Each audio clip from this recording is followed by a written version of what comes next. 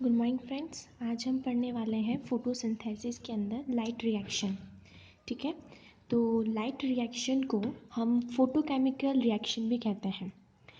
अब हम क्या करते हैं कि पहले इस फोटोकेमिकल टर्म को दो पार्ट में कन्वर्ट करते हैं, फिर ब्रेक करते हैं, इससे मालूम चलेगा कि इसका एक्चुअली मतलब क्या है।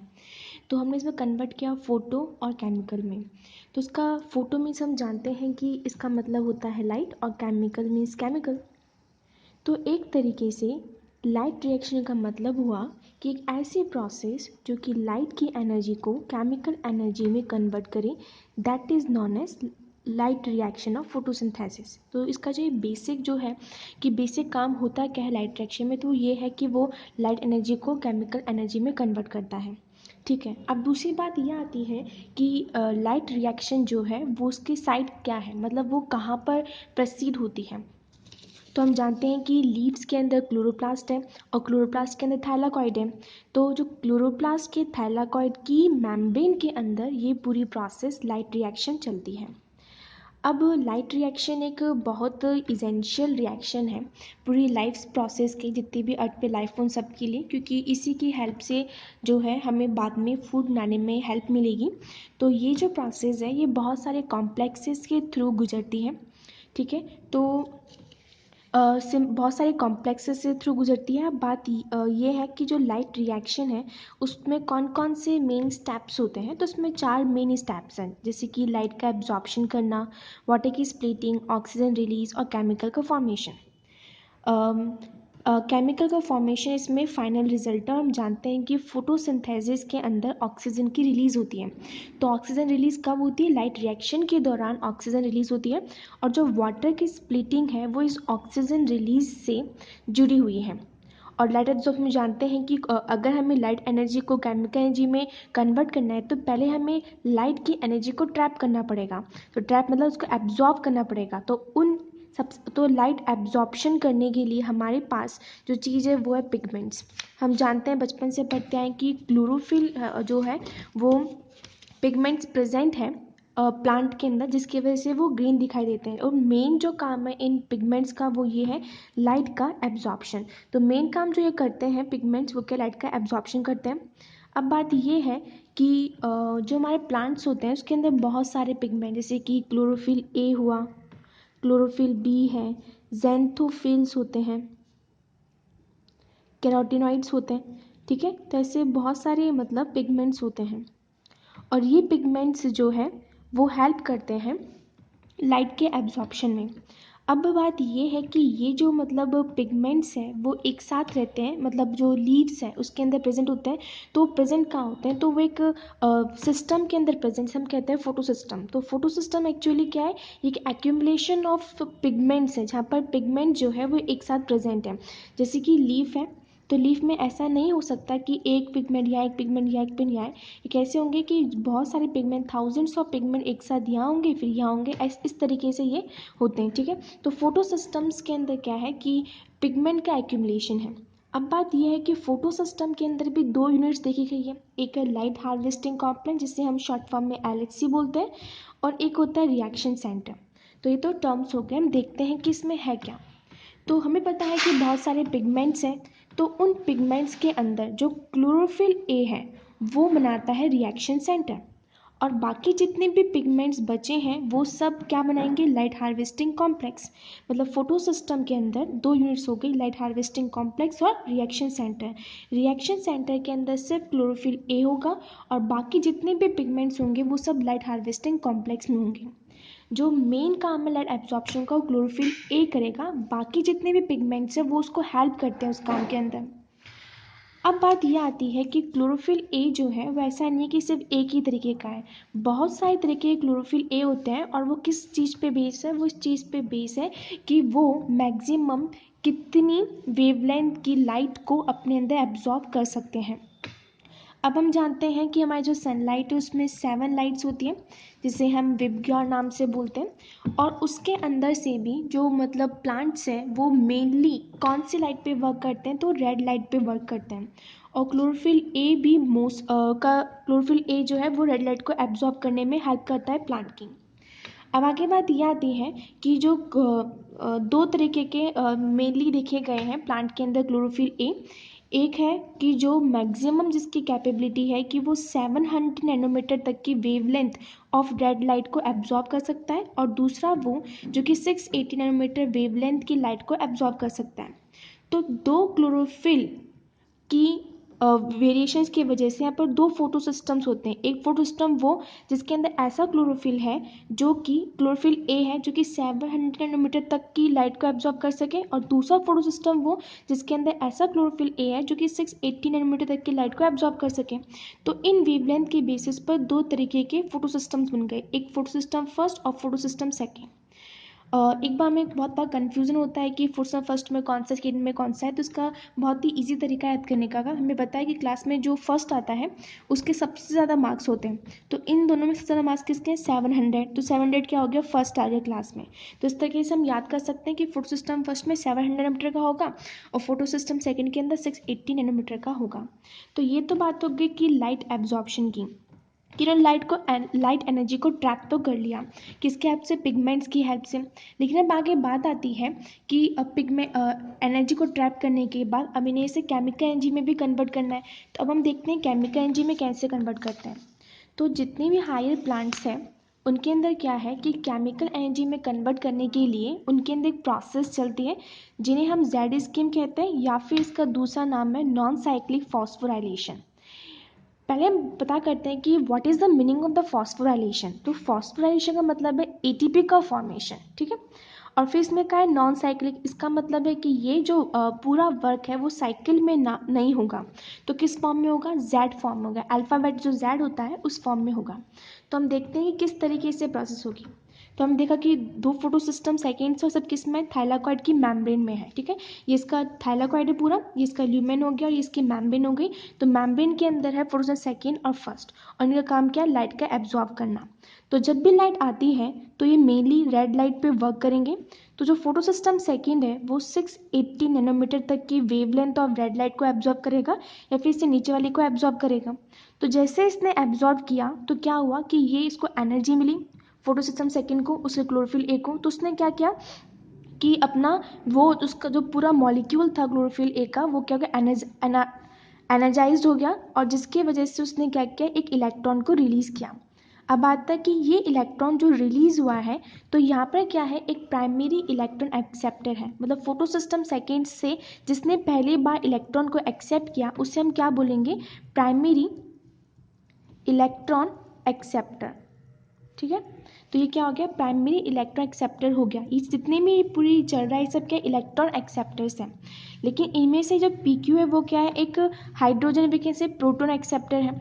तो ये करता है कि इसे जो फ्यूफाइटिन है वो उसको कहता है लो भाई इलेक्ट्रॉन पकड़ो, लेकिन ये बोलता है लेकिन नहीं मैं तो क्या हूँ? मैं तो प्रोटॉन एक्सेप्टर हूँ। तो ये कहता है मैं एक शर्त पे करूँगा कि इलेक्ट्रॉन को तभी आगे भेजूंगा कि जब मैं दो प्रोटॉन्स को स्ट्रोमा से ल्यूमेन के अंदर लाऊंगा। तो जब ये इलेक्ट्रॉन को साइटोक्रोम F तक पास करता है तो ये क्या करता है कि इलेक्ट्रॉन पास करने के साथ साथ दो प्रोटॉन जो मॉलिक्यूल्स हैं उन्हें स्ट्रोमा से लेकर ल्यूमेन तक डालता है, ठीक है। तो इससे क्या होता है कि अंदर क्या हुआ? 2H+ प्रेजेंट हो गया।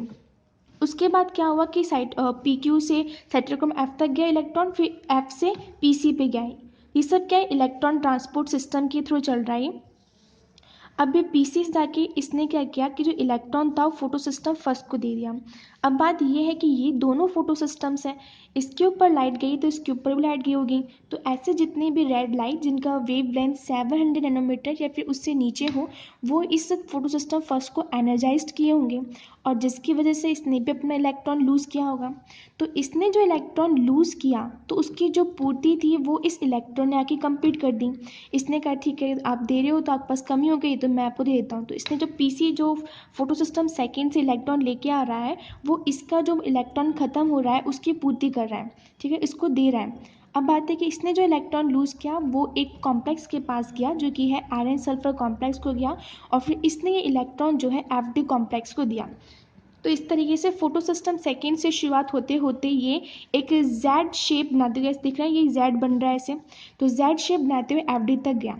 अब FD ने क्या किया कि जो मतलब हमारे पास थाइलाकॉइड मेम्ब्रेन थी, तो थैलाकॉइड की जो आउटर मेम्ब्रेन है उसके बिल्कुल जस्ट बाहर की तरफ एक कॉम्प्लेक्स लगा हुआ है, और इस कॉम्प्लेक्स का काम क्या है, ये करता है कि जो NADP केमिकल है उसके अंदर इस इलेक्ट्रॉन जो कि FD के पास आए उसको लेता है, और स्ट्रोमा से हाइड्रोजन मतलब प्रोटॉन को लेता है, और इलेक्ट्रॉन प्रोटॉन को NADP में जोड़कर NADPH और H+ का फॉर्मेशन करता है। और हमें पता है, हम 10th क्लास से पढ़ते आए कि अगर किसी एलिमेंट के अंदर हाइड्रोजन जुड़ता है तो उसका रिडक्शन होता है। तो सेम प्रोसेस यहाँ हो रही है कि केमिकल के अंदर जब हाइड्रोजन जुड़ रहा है तो वो क्या फॉर्म कर रहा है, वो फॉर्म कर रहा है एक रिडक्टिव केमिकल फॉर्म कर रहा है। और हमें पता है कि जितनी भी प्रोसेस होती है मेनली जो मतलब एक ऑर्गेनिज्म में होती है ज़्यादातर वो एंजाइमेटिक रिएक्शन होती है, तो ये रिएक्शन भी एंजाइमेटिक है। और क्योंकि यहाँ रिडक्शन हो रहा है तो इस एंजाइम का नाम क्या है, NADP रिडक्टेस। ठीक है, तो हम जानेंगे NADP रिडक्टेस का फॉर्मेशन हो गया। तो इस तरीके से हमने जो केमिकल प्रोड्यूस होना था लाइट रिएक्शन में ATP और NADP, उसमें से NADPH को तो प्रोड्यूस कर लिया, तो बचा है हमारे पास ATP रह गया। तो ATP को फॉर्म करने के लिए जो मतलब ATP फॉर्म करने के लिए साइंटिस्ट ने एक हाइपोथेसिस दिया है कि इस हाइपोथेसिस के थ्रू ATP का फॉर्मेशन होता है। तो वो हाइपोथेसिस का नाम है कीमोऑस्मोटिक हाइपोथेसिस। ठीक है, अब बात करें कि कीमोऑस्मोटिक हाइपोथेसिस में होता क्या है। तो कीमोऑस्मोटिक हाइपोथेसिस का जो बेसिक चीज़ है वो ये है कि जो थैलाकॉइड की मेम्ब्रेन है, थैलाकॉइड की जो मेम्ब्रेन है उसके इस तरफ ल्यूमेन की तरफ और स्ट्रोमा की तरफ हाइड्रोजन जो कंसंट्रेशन है वो अलग हो जाता है। उसके वजह से जो है ATP का फॉर्मेशन होता है। हम देखते हैं कैसे। एक बार देखो, हमने यहाँ देखी कि जो फोटोसिस्टम फर्स्ट था उसने जो इलेक्ट्रॉन लूज़ किया वो स्पीसीज ने ऑब्टेन कर लिया, लेकिन जो फोटोसिस्टम सेकेंड जो है उसको इलेक्ट्रॉन कौन देगा, उसके पास भी तो एक इलेक्ट्रॉन कमी हो गई। तो उस इलेक्ट्रॉन को देने के लिए क्या होता है कि वाटर प्लांट प्रेजेंट होता है, तो वाटर क्या करता है कि जो थैलाकॉइड का ल्यूमेन है वहाँ पर स्प्लिट होता है और ऑक्सीजन और 2H+ प्रोटॉन देता है। हमें पता है कि एक न्यूट्रल एलिमेंट है, तो जब भी प्रोटॉन दे रहा है एक पॉजिटिव एलिमेंट दे सकता है, पॉजिटिव आयन दे रहा है, तो पक्का से पक्का इसने नेगेटिव आयन भी दिया होगा। तो इसने 2 इलेक्ट्रॉन छोड़ दिया और 2 प्रोटॉन छोड़े, तो इलेक्ट्रॉन को तो फोटोसिस्टम सेकेंड को दे दिया गया ताकि इसमें जो भी लॉस हुआ था इलेक्ट्रॉन का उसकी फुलफिलमेंट हो सके। तो इसमें इलेक्ट्रॉन है चला गया, लेकिन जो प्रोटॉन्स थे वो यहाँ ल्यूमेन में रह गए। और इसी के साथ जो ये PQ है जो कि प्रोटॉन एक्सेप्टर है, उसने स्ट्रोमा को ल्यूमेन के अंदर डाला था, उसने भी प्रोटॉन यहाँ पर इंक्रीज कर दिया था प्रोटॉन की क्वांटिटी। और इसके अलावा हम देखा था कि जो NADP था जो एक कॉम्प्लेक्स था उसने भी जो हाइड्रोजन जो प्रोटॉन लिए थे ताकि NADPH फॉर्म कर सके वो भी स्ट्रोमा से लिए थे। तो एक तरीके से अगर हम देखें तो क्या हुआ है कि स्ट्रोमा में कमी हुई है। कैसे, 2 तरीके से कमी हुई। एक तो PQ ने यहाँ से स्ट्रोमा से लेकर ल्यूमेन में डाला, और दूसरा जो NADP है उसने भी प्रोटॉन स्ट्रोमा से लेकर NADPH का फॉर्मेशन किया। तो इस तरीके से स्ट्रोमा में क्या हुई है, प्रोटॉन की कमी हुई है। और वहीं अगर हम ल्यूमेन में देखें तो यहाँ क्या हुआ है, यहाँ पर वाटर की स्प्लिटिंग से प्रोटॉन एक्यूमुलेट हुआ है और PQ की वर्क की वजह से यहाँ प्रोटॉन एक्यूमुलेट हुआ है। तो एक तरह देखिए तो यहाँ पर स्ट्रोमा में प्रोटॉन की कमी हो रही है और ल्यूमेन में जो थैलाकॉइड ल्यूमेन है उसमें प्रोटॉन इंक्रीज हो रहा है।